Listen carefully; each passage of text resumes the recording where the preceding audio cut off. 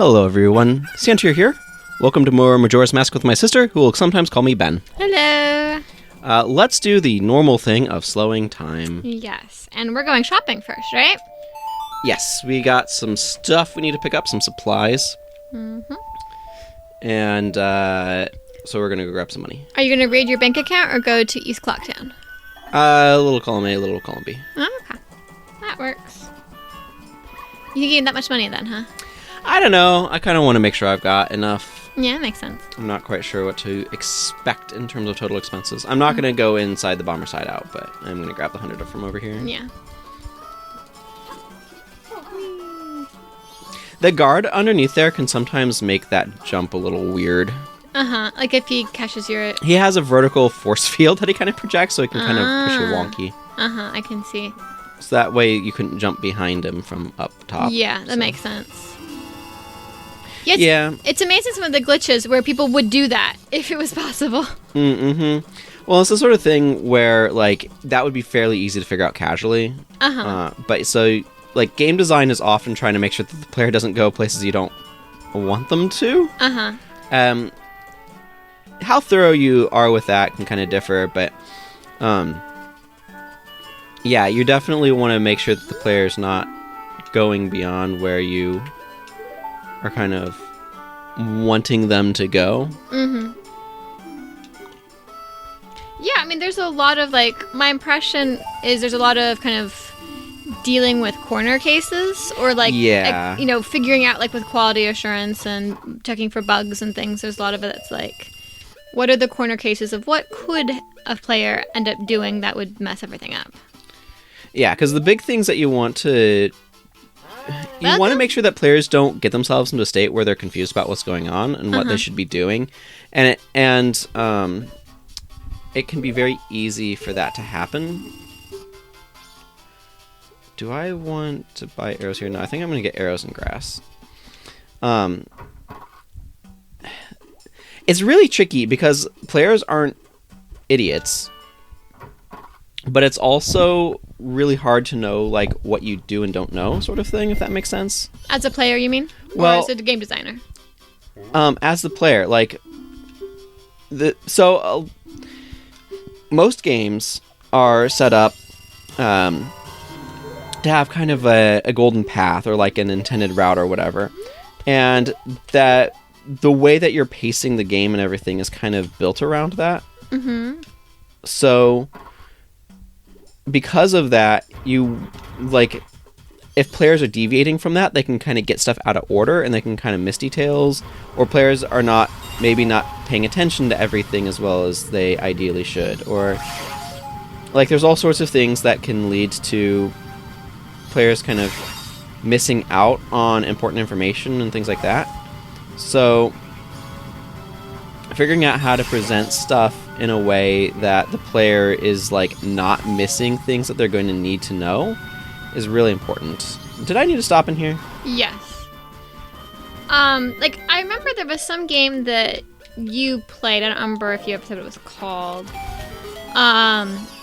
that you realized afterwards you had done or were doing, things in the wrong order. Yeah. The one that you said really felt like the players were, or the designers were fans of D&D. Yeah, Divinity Original Sin. That was it, Divinity Original Sin, yes.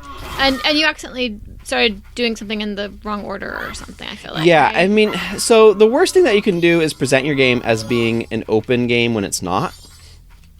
Like, if you have a very linear intended route, but you present your game as being really open, and in a way where you don't railroad the player onto your linear route, but in terms of, like, the way that... That voice for the cat just Man, that throws voice me clip. off. I need to kind of restart the sentiment, because I think I'm not expressing it well. But there's this thing that can happen where if you don't make the game... Like, if you don't make your game... if you let the player encounter story elements out of order... but you don't account for that, then you can make the player feel like they're really stuck or soft-locked, where they've, like, screwed themselves over and things like that. And you don't want that experience, because that's a really bad experience. Yeah, that makes sense, And is that, do you think, an issue of the game design or the game marketing, or? It's the game design. Marketing only matters in so much as your marketing is telling if your marketing is a tutorial, then that's, something to interrogate. Of like, how much my question, because might that be messing with you were things, saying if you present your game as being like an open game where you can do things in whatever order, blah blah blah, and then it actually isn't that. When you said presenting, I wasn't sure if you meant presenting it in the marketing Yeah, I see what you're versus saying. presenting it like in the game itself. So it's more like it's both. Because some amount of people are going to have expectations. Like, so there's You have to be a Deku, by the way. yeah, I know, but I wanted to get off the ladder first. Yeah. There's several things that kind of affect that. Yes, I know you want to do. Yes, we know. Yes. And you need 5. Yeah. So there's like, what sort of genre do you present yourself as being in? How do you present things in your game? How do you present objectives? That's 3, right? Maybe you should look in your start menu, because this might be 4 or 5. I'm not sure. I think that's 4. Yes, it was 4. Yeah. It's ironic you have to buy them as a Deku Scrub, but you can't use them as a Deku Scrub. Yeah. The logic of that is a little peculiar. So it's the sort of thing where Well, that went well. Oh, good, it was shallow. Never mind, it did go well. You need to go to the... Oh, it works, I guess. just me I was rolling gonna say through you the go to swamp. Magic Hags. Yeah. We're actually gonna do something we have never done before. So we've 100%ed this game in the past, many years ago. So we played it a lot and all that. Though it's been a long time. We have never made potions from mushrooms before. Yeah. So apparently the way you're supposed to use Mask of Sense, which we've never really done besides sniffing the creepy underpants in Clocktown, you're supposed to go into the Woods of Mystery and find mushrooms and collect them and give them to Kotake to make potions out of. We're assuming those are blue potions. We're going to experiment and find out. So look for purple. Do I need to follow the monkey?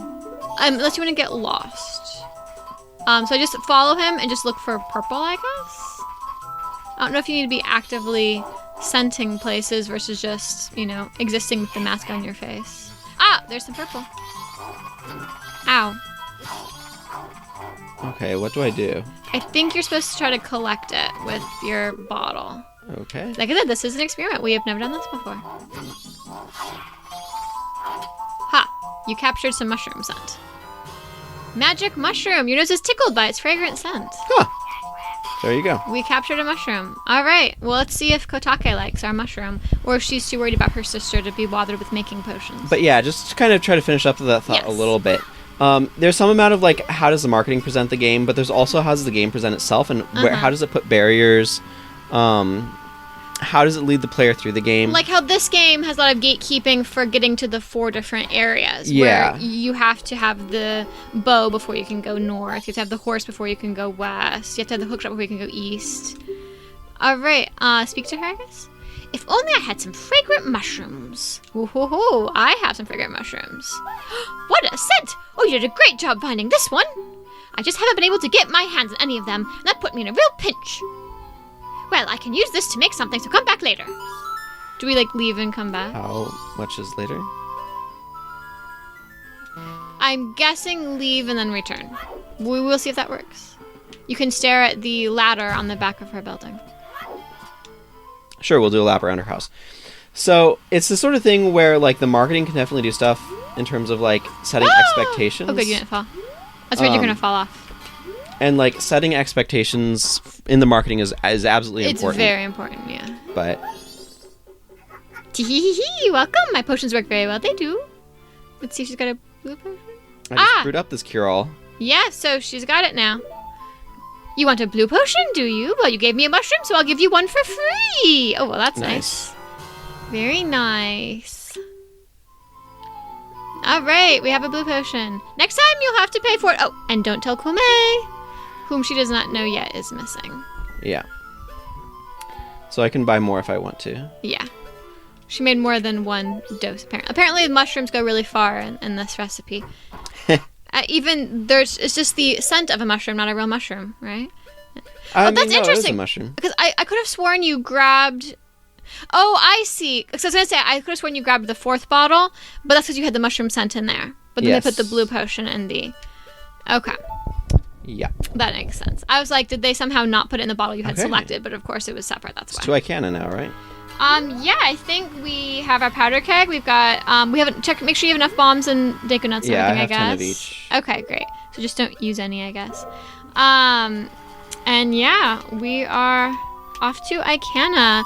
Do you have a favorite of the 4 kind of side areas here in Termina? My immediate reaction was Snowhead. I like how drastically Snowhead changes when you win. I think that's why, because I like the how much of a difference there is between it in the winter and spring. But I'm not the hugest fan And I like Worms. changing seasons. Yeah. I think Ikana, it's very desolate and empty, which I like that there's like more things to do or more characters and stuff in the other locations.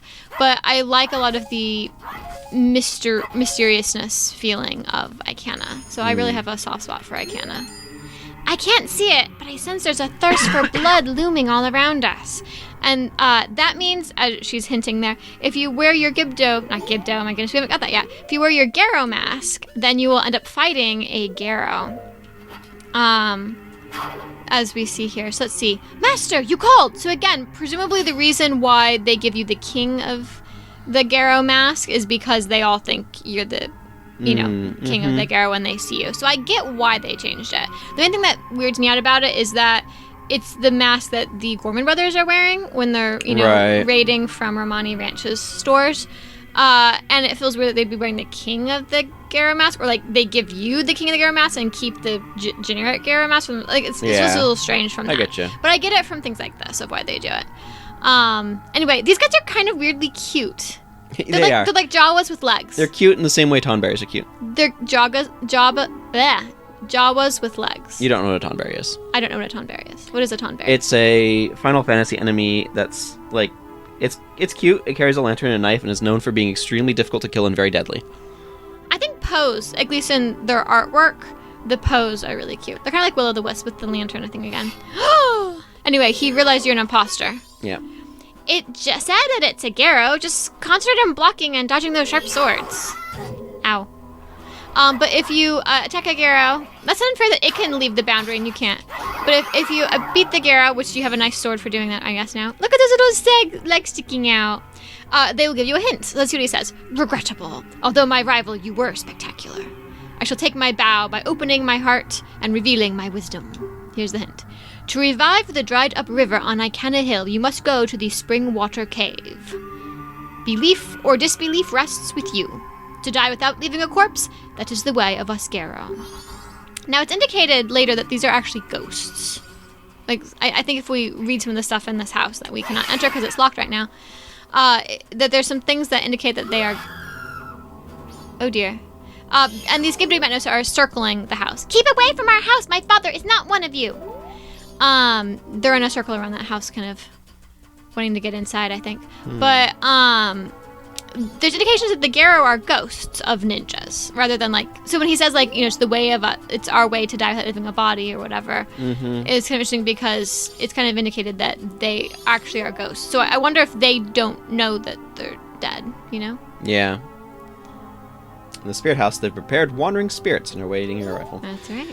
But yeah, so if your longer. game is going to be extremely linear, don't let the player get too far ahead of your plot, is basically the summary to that earlier conversation, by making sure that you have gating, and if you are going to let the player get ahead of like where things are, you need to be able to, you need to design your game to account for that, otherwise the player is going to get very frustrated. Yeah, and you need to make sure you have the kind of plot that, like if you have a linear plot, then maybe you need to think about what you're doing with having a non-linear gameplay, because that would be really tricky. Yeah.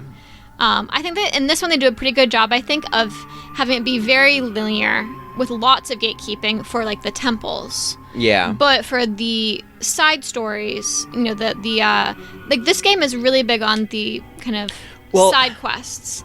And those you can do in a lot of different orders. One of the things that this game does really well, it has a lot of parallel stories. Yeah, because it is the 3-day cycle. Yeah, because of the 3-day cycle. You can take this principle and you can put it in other games, though, to where the stories that are being told in a specific area happen like in parallel with the other stories that are going around. So you can't really find them out of order. Because you have to engage in any given story linearly. Yeah. But because there's so many different like ones where it's not one long string, it's a bunch of little strands lined up next to each other. Each individual story is linear, but there's lots of little stories rather than one giant big story. Yeah, and that allows you to kind of approach things where you can kind of address those stories in any given order. And because of that parallel nature, you don't create problems. Yeah, and that could be a way to have like linear stories within a non-linear story where you can do things out of order. Like if we take Breath of the Wild, where it's very non-linear because most of the story is in the flashbacks, which you can get in whatever order, and that works. But like if they, for example, were like, okay, you go to, you know, this dungeon or whatever, like you go to the Death Mountain or something where all the Gorons are. And by the way, you have to be careful because there's ghosts in this place. You could have like a little mini plot going there that you could do in whatever order with the Zora one or the, you know, the Garuda one or something. This is creepy, isn't it? Yeah. But have that little story itself be in order. And like if you leave and then come back, it'll just resume where you left off or something. All right, well, let's see what's happening here in this ghost-infested spring that seems to have dried up. What business have you in Ikana Kingdom, land where only the dead roam? One other thought that Majora's Mask does is because a lot of its stories are on, like, follow a schedule, it's not, it doesn't orbit the player like a lot of games. And that creates a very different feel to what's going on. That as well. adds a lot to the feeling of it. Even though it's a very limited game in that, you know, it's from N64 and all of that. Yeah. And there really aren't that many NPCs, but they feel much more alive. And I think part of it is because they're going on and doing. If you're not there, they're still doing their stuff. It feels bigger and more alive to have games where the world happens regardless of whether or not the player's interacting with it. Yeah, like Link is not the trigger for the Cafe and Andrew storyline. Like he obviously makes it successful because Cafe needs him to help him get the mask from Sakon. So if you aren't there, it's gonna fail. But like you're not the trigger for that happening. Like Andrew is getting the letter from Cafe, and Cafe's, you know, staking out the curiosity shop, and, you know, Andrew's going to laundry pool, and they're all doing all of this stuff. Yeah. Whether, you know, she's going to give food to her grandma, and her grandma's going to reject it, you know, whether you're watching that scene happen or not, that's happening, you know. The ghosts are going to abduct the cows. The ghosts are going to abduct the cows in Romani Ranch, whether you're there to see it or not. Yeah. So definitely it feels like it's not all like you're making all the plot happen. So that adds, I'll think, a lot to the depth, the feeling of exactly, depth and that makes it feel like you're interacting with the world in a way that's very different than like a lot of Ocarina of Time. The world happens because of what Link does, not around Link. It'd be more solipsistic. And so it feels like you're interacting with it and you're pushing it against things that are happening rather than like driving it.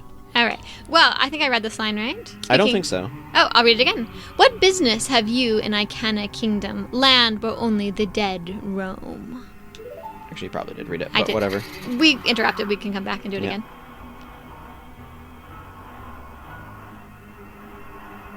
This is no place for one as full of life as you. Little curls of red hair. How cute. Or do you say that you wish to join the dead?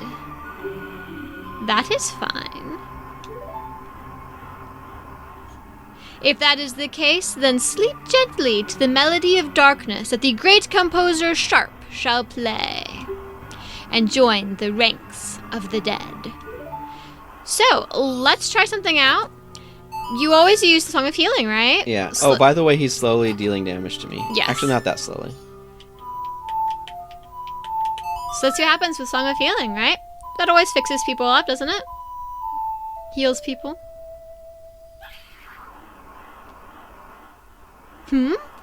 Somehow my heart is eased.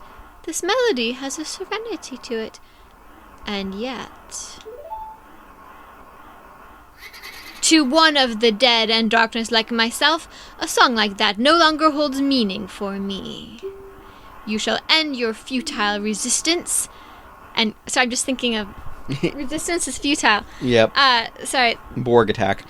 That would have just been a few years before this game came out. Anyway, and quickly joined the ranks of the dead. I guess it would have been early 90s, and this is like 2000. Anyway, well, that didn't work, so let's try a different song. We did hear something from a composer named Flat. Yes, Flat and Sharp. Maybe there's a relationship. What is this? This song? Also, we want to fill the spring, so like water might be helpful. Yeah. No, it can't be. This song.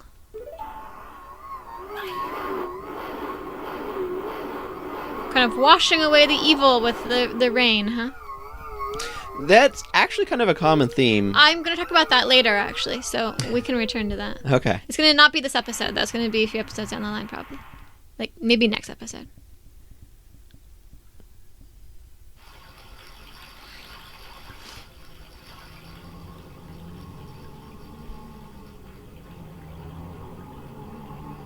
So I think I mentioned a very long time back that this game borrowed something from a Mario game, which is this song is actually from a Mario game.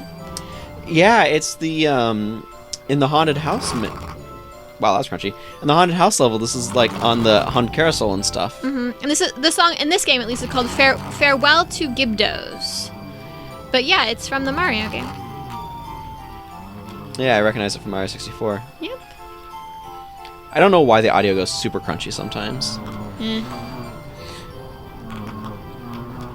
Definitely a cheerful song.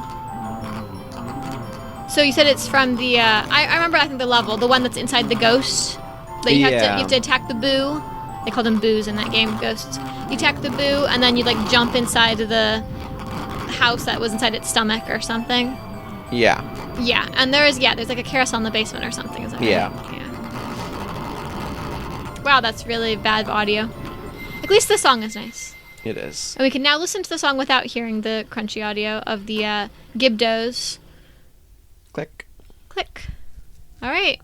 Sharp. Flat, my dear brother.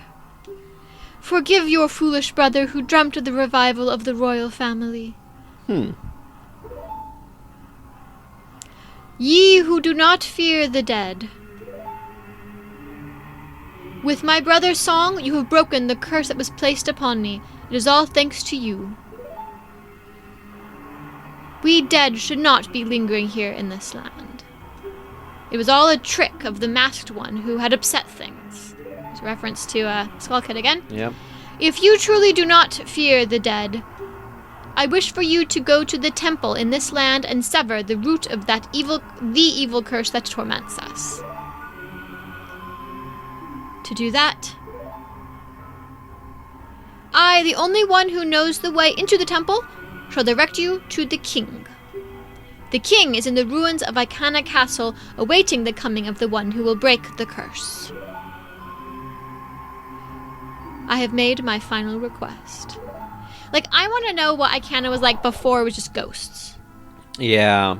Like, it's like this lost kingdom that died out, and all that's left are these ghosts. And I want to, like, know what was it before that.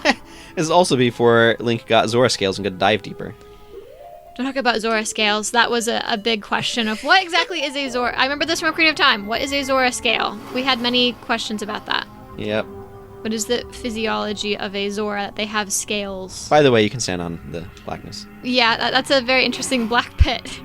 It's like the optical illusion. I was talking about Santa Ignazio the other day. The church in Rome that has a fake dome. And has an optical illusion fake dome. And I feel like that's very similar, where it's like, ooh, it goes on black pit into darkness. It's like, yeah, that's just a black ground. Anyway, beware, you don't want her to see you. She should be playing by the water if she's left her house. You could try the stone mask. Yep, there she is, hanging out on the water. I imagine if you talk to her, she'll notice you exist. But if she sees you not wearing the stone mask, she will run back into her room and you have to, or her house. You can use a bomb on the doorstep to lure her out as well. She has some interesting fashion choices. The green tights. Very bold color choices. Again, this is a very colorful game. Like, look at how colorful this room is. Right? Yep. Like, it's got that pretty pattern on the wall, too. It's very nice. Interesting. Probably can remove the mask, but it's got... Tongs. Oh, yeah. Fireplace tongs. Nice. Oh, look. They have a nice little, like, light. What is that? It's like a mail slot? What was that? Huh? Looks like a mail slot, doesn't it? I mean, a window of some kind. Yeah, it looks like some sort of opening. Yeah, kind of weird. You're still wearing the mask. I don't even see you. It looks like a modern sound speaker. It does look like a modern speaker. Isn't that funny? And if you look to the right, is that like some of the... Okay, just weird. Yes. I don't know if we can see any of the inner workings of the... Oh, there's a rotating thingy over there. Okay, yeah, that might be part of it, where the music's coming from or something. Oh, it's a Gibdo poster. Yes, we can read these later. Well, we can't actually read them. We will be told about them. That's what I was saying. We want to make sure we look at those. That's what it talks about the Gibdo, or the Garrow being ghosts, I believe. All right, we'll take a look at this. Look at that teddy bear. It's adorable. Check. This mummy looks different. Sort of like it's here waiting for its human heart to be healed. Oh, nice hint, hint. Well, do something. Have you figured it out yet? Now, if you just stand here too long, Pamela will come down and, like, usher you out and be like, go away. But we're not waiting that long. So take a time the charm. We tried this earlier, didn't work. We'll try it this time. Imagine playing the Song of Storms here. That would be funny. I doubt it would do anything. Just rain inside, maybe. This is one of the more touching bits in the game, I think, for a lot of people. Emotional bits. Father? Father! Pamela. What have I been doing this whole time? You haven't been doing anything. You had a bad dream. You were just having a little nightmare. Pamela. Something about the child having to take care of her father when he's incapacitated like this, and like her comforting him almost as much as he's comforting her. Yeah. And like you know how adults will lie to children about like, oh, don't worry, there's nothing wrong, or she's like, it was just a nightmare. But she's doing that to her father. There's something really emotional about that. So this Gibdo Mask, so we technically have 2 more masks to get, but neither of them are ones that you can wear for the Happy Mask Salesman. So this is the last mask that I can tell you what the Happy Mask Salesman says when you wear it in front of him. The Gibdo Mask. And he says the Gibdo Mask is full of the love of father and child. So there you go.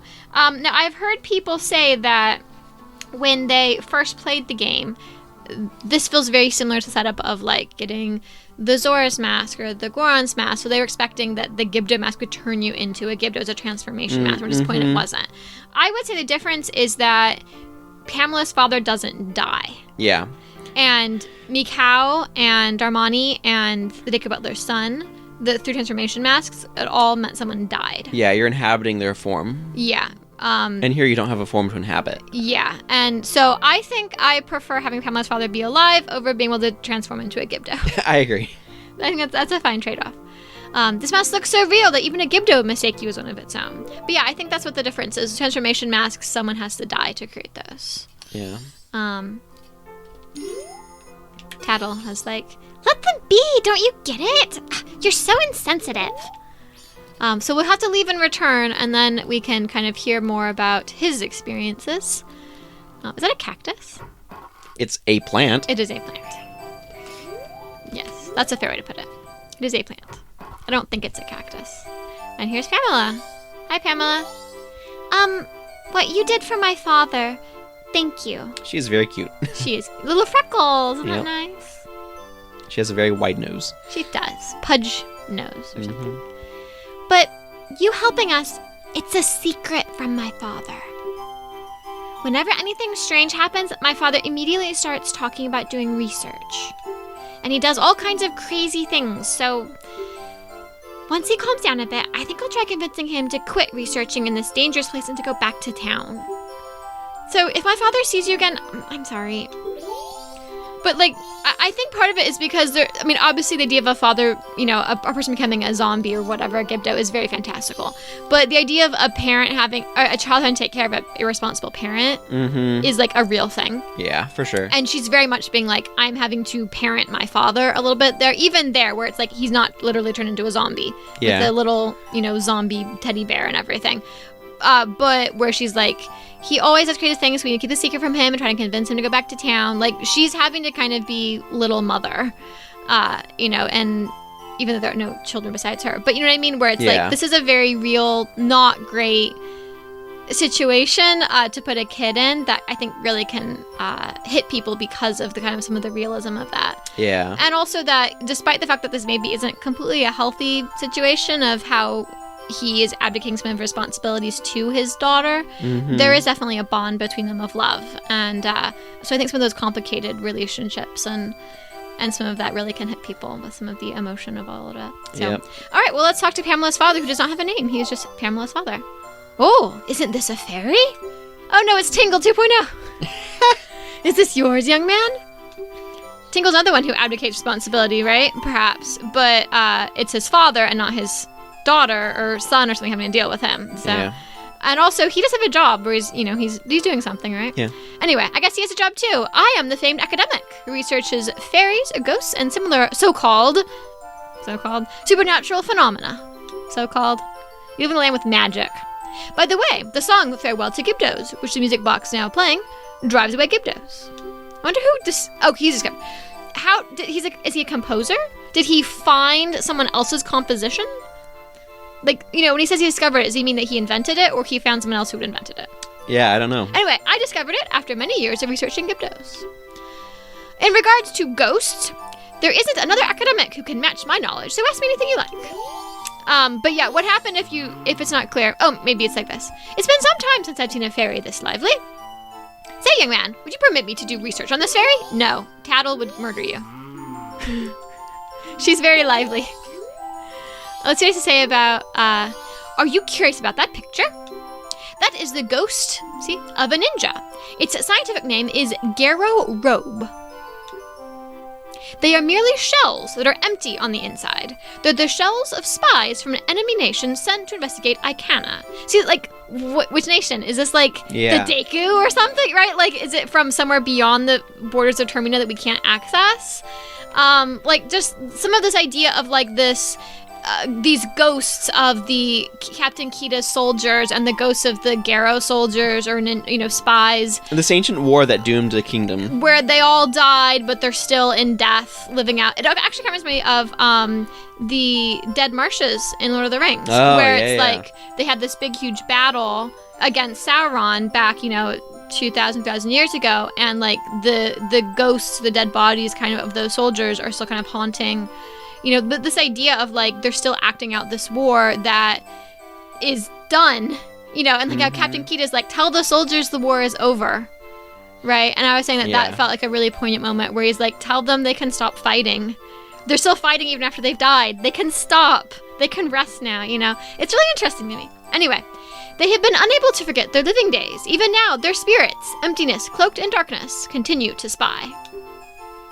According to rumor, those Garos frequently appear near the ranch on the far side of town.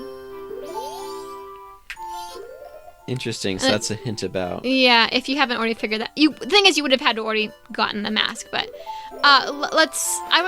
okay, you can do that too. He's ignoring it. I was curious if you had seen well, let's see what it says about the Gibdo here. Are you curious about that picture? That is a mummified man. Its scientific name is Gibdo. A tale in Ikana tells of a treasure that rests at the bottom of the well on the hilltop. It seems the spirits of those who became Gibdos upon entering the well in search of that treasure still linger inside. It's been said going down there is a petrifying experience, so even the mummy hunter may become mummified. And that's what happened to him. He went to investigate the well. He ended up getting mummified. His daughter had to kind of drag him out before it completely took or whatever. I believe that potentially, and she doesn't just go to the river. I think sometimes she also will, like, go to the I don't know what that might be, the Great Fairy or something, actually. I think that sometimes Pamela will actually... Oh. Yep, there it is. I think Pamela sometimes will actually go out and go to the well to kind of look at it and stuff. Oh, kind young one, please hear our plea. Please find the fairies trapped in Stone Tower Temple. Find the ones who are the same color as we are and bring them back to us. Thank you. You're very yellow. Your walls are very green. Your floor is very blue. There are many colors happening here. Indeed. Again, it's a very colorful game. Especially when this game is being recorded in an oversaturated device. Yes, that adds to it. That is Stone Tower, and I like the architecture of that. I bet there's another Gibdo. Oh, yeah, Gyro, I mean. I keep on saying they're wrong. They both have a G on the front, okay? Master, you called! What are you? It's a very lively ghost. Ow. I don't know why I said that. At least they're easy to kill, right? Regrettable. Although my rival, you were spectacular. I shall take my bow by opening my heart and revealing my wisdom. Most of that which the Gibdos regret can be found inside the well itself. Belief or disbelief rests with you. To die without leaving a corpse, that is the way of Ascaro. What I think he means is that most of the items that you need to do with this trading quest we're about to have with the Gibdo, you can find in the well. You don't have to get outside. We actually acquired a few items, if you recall, at the beginning of the episode that we will be taking with us. Yes. But almost This everything is the you spirit can. house. Yep. We'll do that later. Yep. And yeah, like, there aren't really a lot of people hanging out here. So that's the one thing I like about some of the other locations, is there are more, like, characters and dialogue and talking and stuff. But there's a lot of, like, interesting feeling lore. So yeah, pretty well. There's a lot of interesting feeling lore here that, again, we talked about this before, but that kind of iceberg thing where it feels like there's a lot that's implied, even though potentially there isn't actually anything that's actually there. It feels like there is something there kind of under the surface, and that feeling of yeah, it's that room to depth. speculate, Yeah. right? Where, like, enough is hinted at that you have something to speculate on. Like, there's enough little pieces of, like, it makes me think of those the crazy boards with yarn and pictures and stuff. There's enough, like, things to place on that board that you can kind of, like, make a shape with it, but not so much that it feels like, oh, this is it. This is all that there is. Or, like, them going super deep into all of the details. Yeah, the less is more kind of thing. Leave it. Leave it. Leave me something blue that bestows health.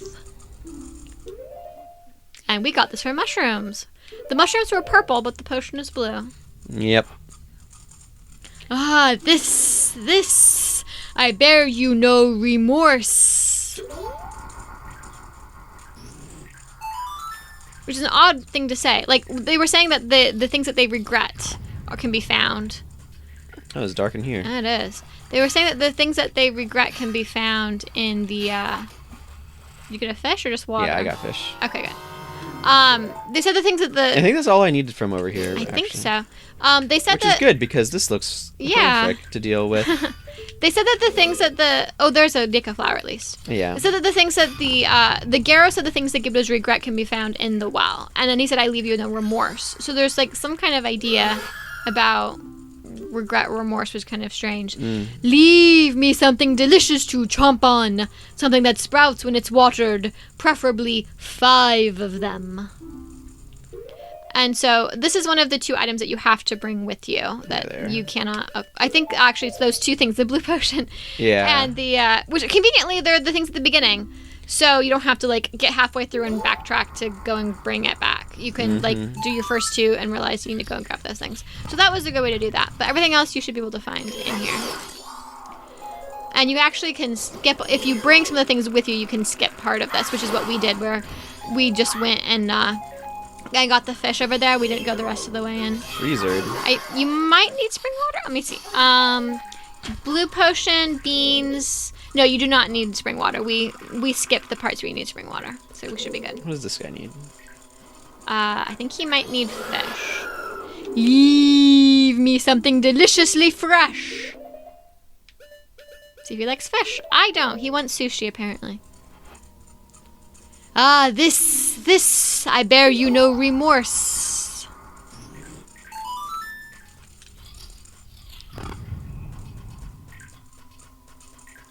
So let's see, it's very dark in here. Also, Extremely definitely, for this being a well, it's very dried up, that's for sure. Leave it, leave it. Leave me a ghost, a big one at that. I don't have a big ghost. You have to acquire. If you don't have it, I have no need for you. Away! So I think you're going to have to... Pots. Conveniently, you do not have to... Oh, those are nice pots. I was about to say, a black bow. Just calm down and attack it. Look, they're just a lot of them, that's all. I didn't ever know what they were called. They're called black bows, apparently. So there's probably black and white bows. That would be my guess, yeah. We've seen the white ones before, too. It's like, I do spin attacks to take them out, and it just makes another one spawn. Oh, that's funny. Because you open another container. Yeah. Yep. That's where you came from. Yes. Don't I need to go over this? Oh, yes, I see. Sorry, yes. So the big Poe you have to get here. Leave me something that makes a blinding flash. Preferably 10 of them. Hello, Deku Nut. Which they have Deku Babas in here you can get nuts from. Yeah. Apparently. I got sticks off of them, but yeah, you could kill them a different way. It's interesting that depending upon how you kill the enemy determines what. Yeah, that is. That's a really cool thing, actually. I think that's a neat little thing. It is a neat little bit of design. Ow. That torch does not do much good. Leave it. Leave me 10 refreshing blasts. Refreshing? That's a weird choice. But I was starting to say this earlier, and then I got checked by the black bows. I bear you no remorse. They gave you a map. Yeah. You didn't have. I guess it's part of the map that Tingle provided. He somehow Tingle was able to map the well from wherever he is stationed up in the sky. So that's pretty impressive of him. You know what, the big Poe, right? Knock it back to stop it, then take your shot.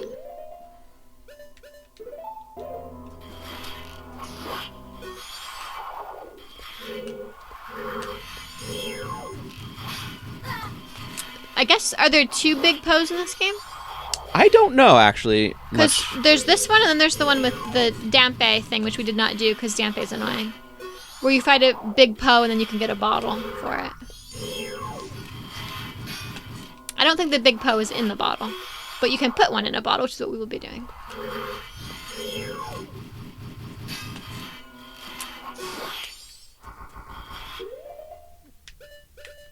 Yeah, that wasn't too bad. The big Poe, speaking of that, are like the one thing you haven't really done in Ocarina of Time. Yeah, I've probably done it on a save file in the 3DS version, but it's just a pain in the rear end. Is that because you have to be on the horse? You have to be on the horse going at a certain speed, and then you're on horseback doing archery, and you have to hit the thing while kind of moving. That sounds really awkward. It's doable, but it's kind of clunky. It sounds not very fun. Also, we're fighting over an armrest, in case anyone's wondering.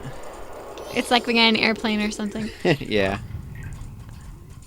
Who gets to rest their elbow on this armrest? The guy holding the controller or the girl holding the microphone? Alright. Leave it. Leave me a ghost. A big one at that. And we have it this time. Enjoy. Ah, this, I bear you no remorse. We're definitely doing some pre-planning and pre-looking things up to try to streamline some of this. Ah, Wallmaster. Which I Yeah. still don't get the name of. Because it's the Ceiling Master. But that's harder to say than Wallmaster, I guess. Ooh, nice. Hang on. Hey, you can light that torch. And then maybe we can see what's going on here. I'm not going to hope for that much, but... Maybe it drives the Wallmasters away. Also, who put a torch inside of a well? I don't know. Like, clearly, it's not just a matter of this well kind of, dried up and all these monsters moved in, but also, like, someone put torches in here and things Do I like need that. bugs? I think you are bypassing the need for bugs. Well, I got bugs anyway. You can have a bug, sure. Is this just grass full of bugs? Probably because I'm so confused. you do need bugs if you're doing certain paths, but we're skipping that. Ow, apparently that was a very painful killer invisible thingamajiggery. Hey, this is a way to get more rupees. Do you think we get 10 or 20 more? Haha! We have discovered how to farm for red rupees. Get killed by spiky things and have the Wallmaster keep reappearing. Yeah. That's the... Oh, you forgot your mask, Ben.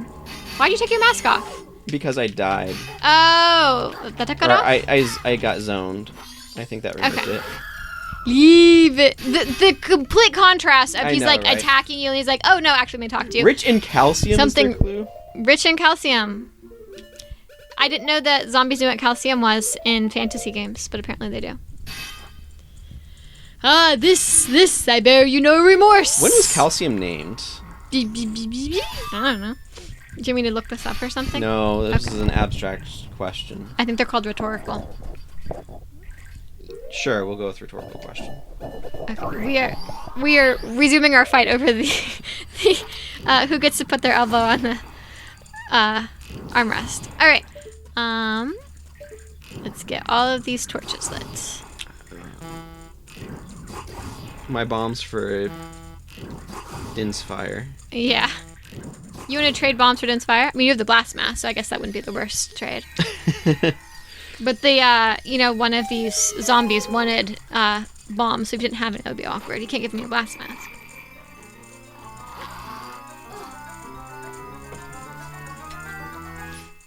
Yay, the mirror shield! It's a very different mirror shield from Ocarina of Time. That one, I think, had the Gerudo symbol on it. This one's got a creepy face. Yeah, it can reflect certain kinds of light. I don't know why they put a creepy face on it, but they have a creepy face on it. And also, it is a straight up upgrade from the hero's shield rather than being like a different version of shield. So in Ocarina of Time, you have different wardrobe changes you can make. And this one, it's like just an upgrade. I like how shiny things in the N64 era, rather than like... Because modern stuff will be like, oh, it's reflective, it needs to like do proper reflections. And this is like, no, it's just got crazy specular going on. Yeah, it's very shiny, yes. I enjoy the crazy specular. Also, we auto-equip it because we don't have an equip menu. Yes, that's what I was saying. It's a straight upgrade instead of oh, that's a nice face there. Instead of being like, oh, you can switch between which sword and which tunic and which shield you're using. It's just straight up.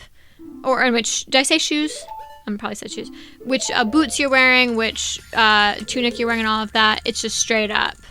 I don't know how they expect you to figure out some of this shining light mechanic, but it is kind of here. Well, again, like I said, they definitely have an expectation that you have played Ocarina of Time, and I think you do some of it in that game too, right? You're kind of locked in. Oh, that's the Song of Time disappear. Yes, but this had instead of having the it had the sun emblem on it. But I guess like part of it too is, okay, you've gotten it from the chest. You walk over this there, way, and you see that. And it starts shining. And you realize, oh, it reflects. And then they give you the two things to reflect it into. And there's this weird thing on the wall. Let's try reflecting that, because what else are you going to do? Like, that seems pretty And then same straightforward. symbols on the blocks. Ooh, we're going to get some cool music.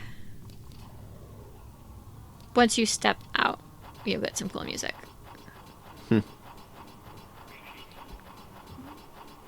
And this, as I said, Pirate's Fortress, same music, different instrumentation. There it is.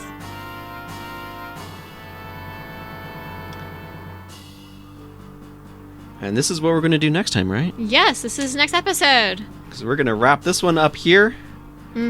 Because it's been a hefty one, and we've gotten a bunch of stuff done. Yeah. So thank you all very much for joining us. And until next time, everyone, take care, and goodbye. Bye-bye.